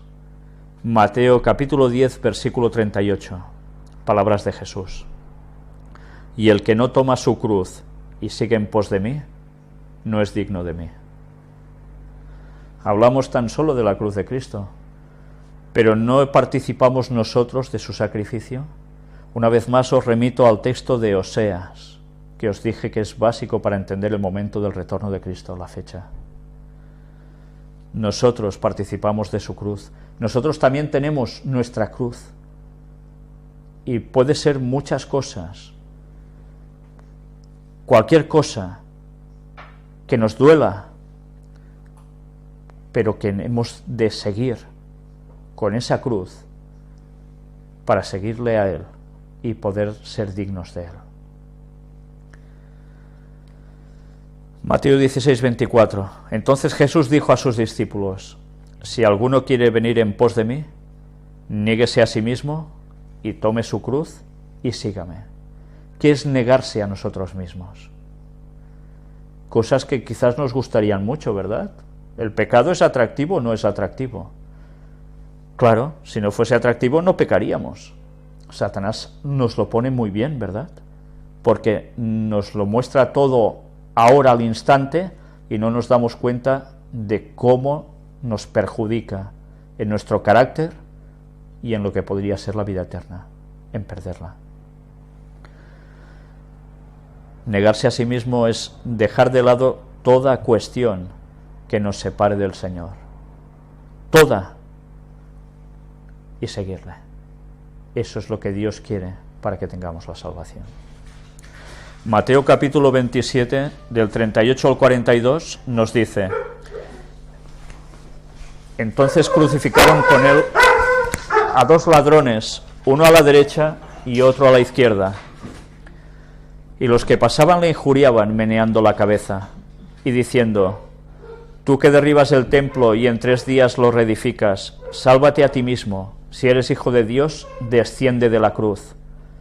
De esta manera también los principales sacerdotes, escarneciéndole con los escribas y los fariseos y los ancianos, decían: a otros salvó, a sí mismo no se puede salvar. Si es el Rey de Israel, descienda ahora de la cruz y creeremos en él. Mirad de qué nos está hablando aquí. ¿Cuántas cruces? 3. Uno a la derecha, otro a la izquierda. Lo hemos visto plasmado en las constelaciones. Igual, lo mismo. Y sucedió tal como estaba escrito en los cielos. Y después vemos algo que no siempre tenemos en cuenta y que una vez más deberemos constatar. Tú que derribas el templo y en 3 días lo reedificas, sálvate a ti mismo. Si eres hijo de Dios, desciende de la cruz. En 3 días lo reedificas. ¿A qué está haciendo referencia aquí este texto? Claro, evidentemente sabemos que eran unas palabras que Jesús dijo, ¿no? y que ellos no entendieron que hablaba de su cuerpo, que moriría y al tercer día resucitaría. Y ellos entendieron de que, mira, va a destruir el templo, el edificio, y en 3 días lo va a reedificar. Pues sálvate a ti mismo si eres hijo de Dios, desciende de la cruz. Se mofaban así. Pero aquí hay otra referencia implícita. Si nosotros participamos, según el texto de Oseas y otros que ya veremos, de Cristo en todo, y también en su muerte y resurrección, ¿a qué hacía referencia Cristo en decir en 3 días? 2 días, tumba, el otro, resurrección. 2 milenios en la tierra, y al tercer milenio nos levantamos, nos vamos con él. ¿Que estoy alucinando diciendo esto? Ya lo veréis en su momento. Pues bien, ahora vemos cómo todo nos está dando una dimensión tremenda. Esto mismo, que era la cruz, que fue utilizada por Satanás para asesinar a Jesús, se convirtió precisamente en el gran triunfo de Dios, en el gran triunfo de Cristo, en el gran triunfo nuestro. Su muerte en la cruz fue nuestra salvación. Pero fue algo más, y ya lo veremos. Juan 19, del 13 al 20. Entonces Pilato, oyendo esto, llevó fuera a Jesús, y se sentó en el tribunal, en el lugar llamado el enlosado, y en hebreo Gabata. Era la preparación de la Pascua, y como la hora sexta. Entonces dijo a los judíos: He aquí vuestro rey. Pero ellos gritaron: Fuera, fuera, crucifícale. Pilato les dijo: ¿A vuestro rey he de crucificar? Respondieron los principales sacerdotes: No tenemos más rey que César. Así que entonces lo entregó a ellos para que fuese crucificado. Tomaron pues a Jesús y le llevaron. Y él, cargando su cruz, salió al lugar llamado de la Calavera, y en hebreo Gólgota, ese mismo lugar que antes habéis visto en imagen. Y allí le crucificaron, y con él a otros 2, uno a cada lado, y Jesús en medio. ¿No os recordáis de la cruz diamante? Justo en medio. Escribió también Pilato un título, que puso sobre la cruz, el cual decía: Jesús Nazareno, Rey de los judíos. Y muchos de los judíos leyeron este título, porque el lugar donde Jesús fue crucificado estaba cerca de la ciudad, y el título estaba escrito en hebreo, en griego y en latín. Una vez más, pidieron: crucifícale. ¿Sabéis? Elena White habla que además quienes incitaron con los primeros gritos: crucifícale, crucifícale, fueron demonios simulando ser personas entre la multitud. Y ya sabéis que cuando hay una masa es fácil que se enciendan los ánimos. ¿Y de qué modo? Solo hace falta que algunos hagan algo para que el resto lo aumenten. Pues así funcionó. Y ya veis una vez más, la cruz tuvo que ser cargada por él y fue llevado al lugar de la calavera, el Gólgota, el monte Calvario. Y la disposición fue precisamente tal como estaba escrita en los cielos: Cristo en medio y las otras 2 cruces a los lados. 1 Corintios 1:18 nos dice: porque la palabra de la cruz es locura a los que se pierden, pero a los que se salvan, esto es, a nosotros, es poder de Dios.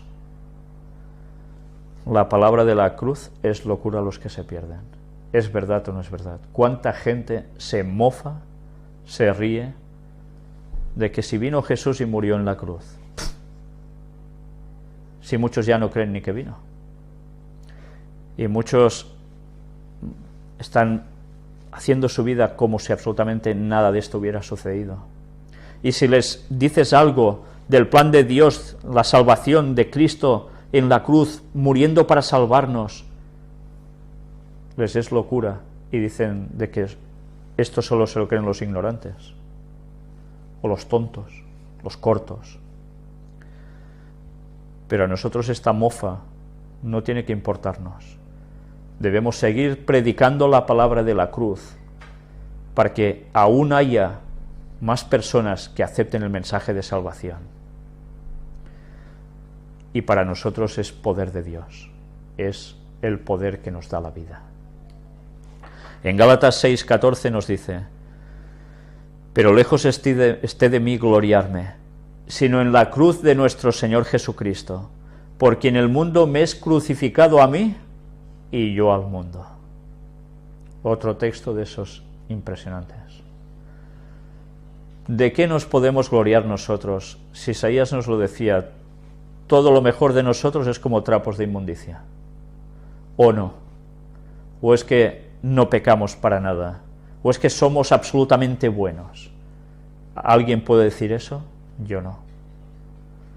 Entonces, si hay algo en lo que me pueda gloriar, ¿en qué va a ser? En la muerte de Cristo en la cruz, en esa cruz que me da la vida. Evidentemente no es la cruz la que da la vida, es la muerte del Señor por mí, derramando su sangre. Pero todo esto, ¿a qué nos tiene que llevar? El mundo me es crucificado a mí y yo al mundo. Ojalá fuéramos conscientes de esto. Nos dejaríamos de muchísimas tonterías y estaríamos por lo que debemos estar de verdad. Efesios 2:16. Y mediante la cruz reconciliar con Dios a ambos en un solo cuerpo, matando en ella las enemistades. Cristo muere en la cruz y mata allí a las enemistades. ¿Qué quiere decir entonces? Que todo debería ser amistad. ¿Qué enemistad mata? Entre nosotros, las enemistades que pueda haber, por supuesto, porque todos pasamos a ser hermanos. Pero, sobre todo, ¿qué enemistad mata? La separación que el pecado ha producido entre Dios y los hombres. Esa es la gran enemistad que la muerte de Cristo en la cruz puede paliar. Y mirad una vez más, reconciliar con Dios a ambos en un solo cuerpo. ¿Qué nos está diciendo una vez más? Que participamos otra vez del mismo cuerpo todos somos uno. ¿Y el cuerpo de quién es? De Cristo. Y como dicen los textos, participamos de su muerte, pero también por consecuencia de su salvación. Y todo eso reflejado en su cuerpo. Filipenses 2, del 5 al 11 nos dice: haya pues en vosotros este sentir que hubo también en Cristo Jesús, el cual, siendo en forma de Dios, no estimó el ser igual a Dios como cosa que aferrarse, sino que se despojó a sí mismo, tomando forma de siervo, hecho semejante a los hombres, y estando en la condición de hombre, se humilló a sí mismo, haciéndose obediente hasta la muerte, y muerte de cruz. Por lo cual Dios también le exaltó hasta lo sumo, y le dio un nombre que es sobre todo nombre, para que en el nombre de Jesús se doble toda rodilla de los que están en los cielos y en la tierra y debajo de la tierra, y toda lengua confiese que Jesucristo es el Señor, para gloria de Dios Padre. Siendo igual a Dios, se despojó de todo ello, tomando forma como nosotros, como un humano más, se humilló como evidentemente ninguno de nosotros se podrá humillar jamás, porque ¿quién de nosotros es Dios? Y fue obediente en todo hasta la muerte, y muerte de cruz. Era una de las peores muertes que se podía dar a nadie. Y esa es la que él sufrió. Y además, no atado como solía ser costumbre, sino clavado. Pues todo esto, al final, va a repercutir en que toda rodilla se va a doblar. Toda, de ángeles caídos, incluido Satanás, y de todos los impíos de todas las épocas. Toda se va a doblar, reconociendo al fin del tercer milenio que Jesús es digno de todo, que Dios es justo. Colosenses 1 del 20 al 23. Y por medio de él reconciliar consigo todas las cosas, así las que están en la tierra como las que están en los cielos, haciendo la paz mediante la sangre de su cruz. Y a vosotros también, que erais en otro tiempo extraños y enemigos en vuestra mente, haciendo malas obras, ahora os ha reconciliado en su cuerpo de carne, por medio de la muerte, para presentaros santos y sin mancha e irreprensibles delante de él. Si en verdad permanecéis fundados y firmes en la fe, y sin moveros de la esperanza del Evangelio que habéis oído, el cual se predica en toda la creación que está debajo del cielo, del cual yo, Pablo, fui hecho ministro. Una vez más, ¿qué reconcilia a Cristo con su muerte en la cruz, con el derramamiento de su sangre en la cruz? Las que están en la tierra como las que están en los cielos. Todo lo reconcilia, arriba y abajo. Y mirad una vez más la importancia del versículo 21. Ahora nos coge aún más fuerza cuando hemos analizado todo de dónde se aposenta Dios en nosotros. Mirad el versículo 21 donde dice: y a vosotros también que erais en otro tiempo extraños y enemigos, ¿dónde? En vuestra mente. Increíble, en nuestra mente. Pues bien, una vez más, nos ha reconciliado en su cuerpo de carne por medio de la muerte. Y a partir de ahora nos puede presentar santos y sin mancha irreprensibles delante de él. Pero eso sí, si permanecemos bien fundados y firmes en la fe. Y eso es lo más importante, porque si nos vamos de la verdad, nos vamos a ir desviando de mal en peor. Y finalmente el sacrificio de Cristo en la cruz puede ser que no sirva absolutamente para nada en nosotros. Colosenses 2:15 nos dice: y despojando a los principados y a las potestades, los exhibió públicamente, triunfando sobre ellos en la cruz. Mirad lo que antes os decía, la cruz aún va más allá. ¿Qué hizo la cruz? Despojando a los principados y a las potestades. ¿A quién hace referencia?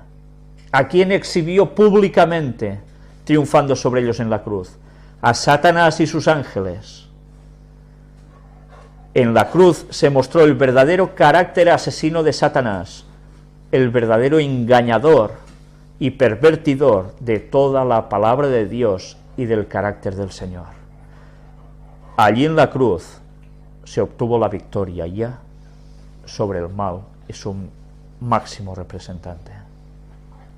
Hebreos 12, 1 y 2 nos dice: por tanto, nosotros también, teniendo en derredor nuestro tan grande nube de testigos, despojémonos de todo peso y del pecado que nos asedia, y corramos con paciencia la carrera que tenemos por delante, puestos los ojos en Jesús, el autor y consumador de la fe, el cual, por el gozo puesto delante de él, sufrió la cruz, menospreciando el oprobio, y se sentó a la diestra del trono de Dios.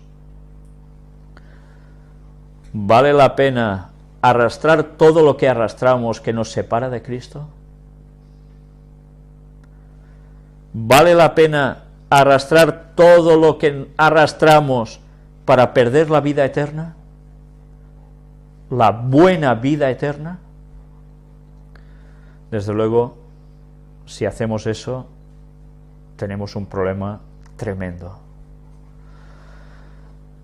Mirad una vez más, que dice que todo lo soportó estando en la cruz por el gozo puesto delante de él. Él vio el resultado en la cruz de lo que iba a suceder por su muerte, la salvación de millones de personas a través de todos los siglos de historia, no solo desde Adán hasta él, sino desde él hasta su retorno. Y allí nos vio a nosotros. ¿Sabéis? Si hemos de pensar que gracias a que me vio a mí, y eso lo digo por cada uno de vosotros, me vio a mí estando en la cruz, muriendo por mí, lo sufrió para que yo pudiese ser salvo, ¿no os hace pensar en qué mal estamos cuando seguimos pecando? Valoramos que el vernos salvos gracias a su muerte fue lo que le ayudó a seguir hasta el final. Pues bien, yo no quiero dejarlo aquí. Quiero aún leeros unos textos más, y precisamente son unos textos que no os he puesto en diapositiva porque me han venido a la cabeza, gracias a Dios, justo antes de empezar la conferencia.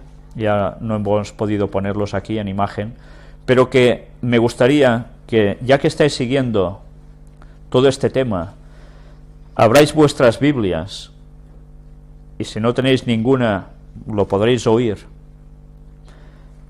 Pero me gustaría que vieseis los textos del libro de Apocalipsis, donde el apóstol Juan, el apóstol conocido como el del amor, nos dice algunas cosas escribiendo impresionantes. Apocalipsis capítulo 1 versículos 5 y 6 nos dice: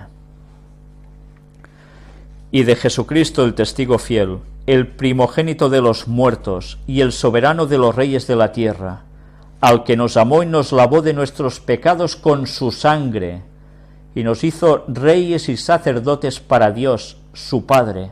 A él sea gloria e imperio por los siglos de los siglos. Amén. ¿Qué conseguimos con la sangre de Cristo en la cruz? Que lavara nuestros pecados. Y mirad cómo esto va asociado a que nos hizo reyes y sacerdotes para Dios. Podemos ser reyes y sacerdotes para Dios cuando precisamente Él nos ha lavado de los pecados por su sangre en la cruz. Mirad también que nos dice el capítulo 5 de Apocalipsis, versículos 9 y 10. Mirad qué paralelismo con el anterior. Y cantaban un nuevo cántico diciendo: digno eres de tomar el libro y de abrir sus sellos, porque tú fuiste inmolado, y con tu sangre nos has redimido para Dios de todo linaje y lengua y pueblo y nación, y nos has hecho para nuestro Dios reyes y sacerdotes, y reinaremos sobre la tierra. Una vez más, como oveja llevada al matadero, muere por nosotros, es inmolado, y con su sangre nos redime para Dios. ¿Y nos hace qué? Reyes y sacerdotes para Dios. Una vez más, todo se lo debemos a ese momento en la cruz. Apocalipsis 7, versículos del 13 al 17. Entonces uno de los ancianos habló diciéndome: estos que están vestidos de ropas blancas, ¿quiénes son y de dónde han venido? Yo le dije: Señor, tú lo sabes. Y él me dijo: estos son los que han salido de la gran tribulación y han lavado sus ropas y las han emblanquecido en la sangre del Cordero. Por esto están delante del trono de Dios y le sirven día y noche en su templo. Y el que está sentado sobre el trono extenderá su tabernáculo sobre ellos. Ya no tendrán hambre ni sed, y el sol no caerá más sobre ellos, ni calor alguno, porque el Cordero que está en medio del trono los pastoreará, y los guiará a fuentes de aguas de vida, y Dios enjugará toda lágrima de los ojos de ellos. Mirad una vez más como todo el tema de la sangre de Cristo, tan roja y que nos deja tan blancos, que además protege ya para siempre más a los que han salido de la gran tribulación, que ya no tendrán que sufrir más, nunca más. Pero además, por si fuera poco, mirad lo que nos está diciendo en el versículo 17 y cómo lo asocia a todo lo que hemos estado presentando últimamente en estos temas. Porque el Cordero que está en medio del trono los pastoreará. La constelación del pastor, el Salmo 23 y tantas cosas más. Arriba, en el cielo, y abajo en la tierra. Y los guiará a fuentes de aguas de vida. Y se acabaron las lágrimas, para siempre más. Y vamos a terminar con dos textos, Apocalipsis 12, versículos 10 y 11. Entonces oí una gran voz en el cielo que decía: ahora ha venido la salvación, el poder y el reino de nuestro Dios, y la autoridad de su Cristo, porque ha sido lanzado fuera el acusador de nuestros hermanos, el que los acusaba delante de nuestro Dios día y noche. Y ellos le han vencido por medio de la sangre del Cordero y de la palabra del testimonio de ellos, y menospreciaron sus vidas hasta la muerte. Mirad cómo la muerte de Cristo en la cruz sirvió para que ya Satanás no tuviese acceso al trono de Dios. Allí se le acabó ya todo.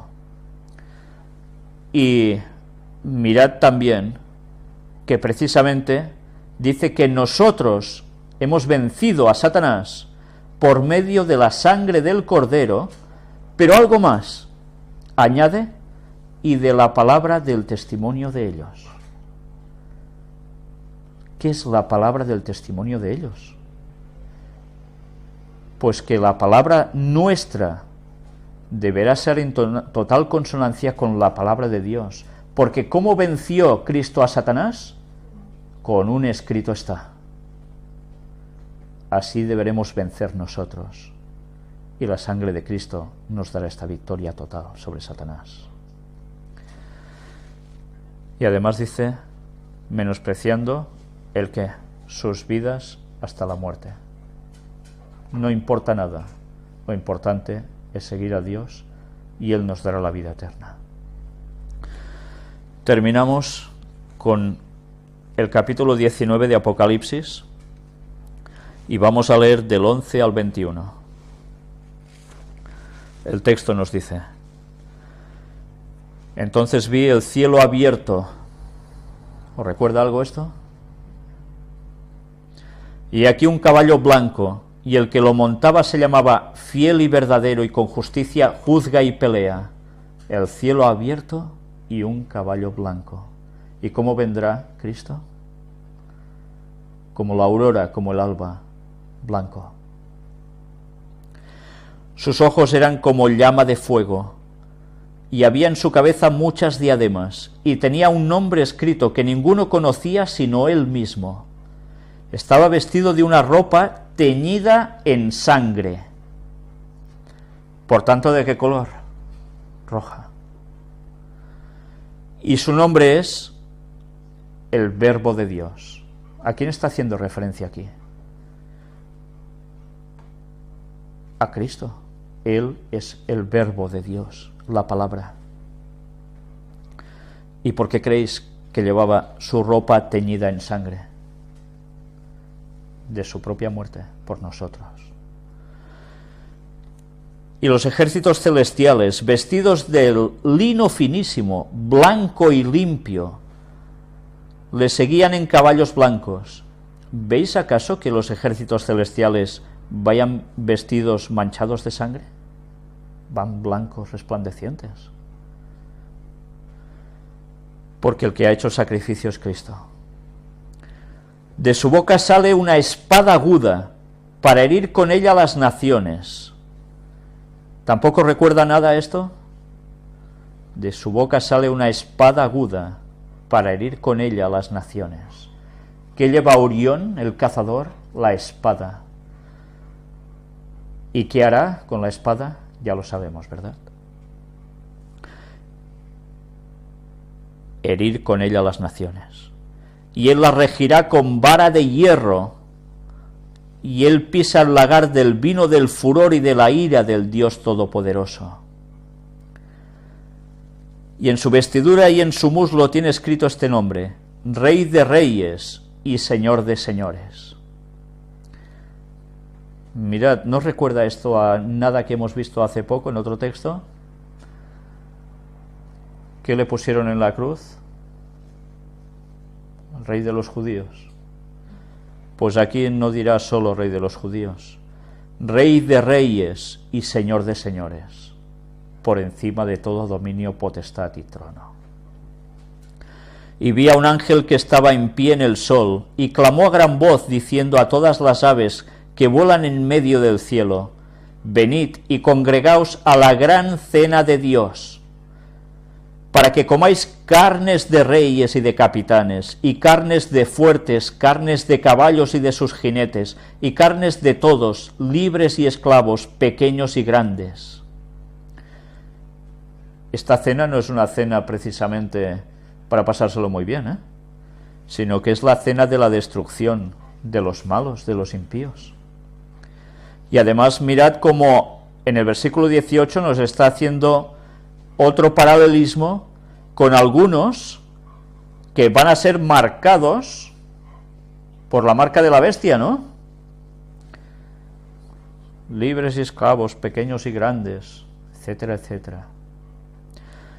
Y vi a la bestia, a los reyes de la tierra y a sus ejércitos reunidos para guerrear contra el que montaba el caballo y contra su ejército. Y la bestia fue apresada, y con ella el falso profeta que había hecho delante de ella las señales con las cuales había engañado a los que recibieron la marca de la bestia y habían adorado su imagen.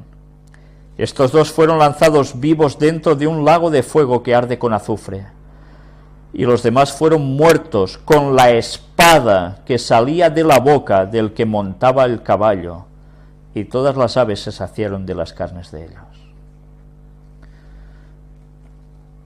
Una vez más, la espada del Señor, la espada de Orión. Hay personas que dicen: no, Dios no va a destruir, Dios no va a hacer esta justicia extraña. En la Biblia se le llama la extraña obra, porque es ajena esta forma de actuar a Él, pero no le queda más remedio que ejecutar así, para que vuelvan al universo entero, y cómo no, a la tierra, la estabilidad, la paz, la armonía que jamás se tenía que haber roto, porque siempre se tenía que haber servido a Dios, porque verdaderamente es bueno. Y Satanás y sus ángeles y todos los que no hayan querido la salvación van a participar de esta destrucción. Primero en la segunda venida de Jesús, pero después al final del tercer milenio. Creo que lo que hemos visto hoy no puede dejar indiferente a nadie.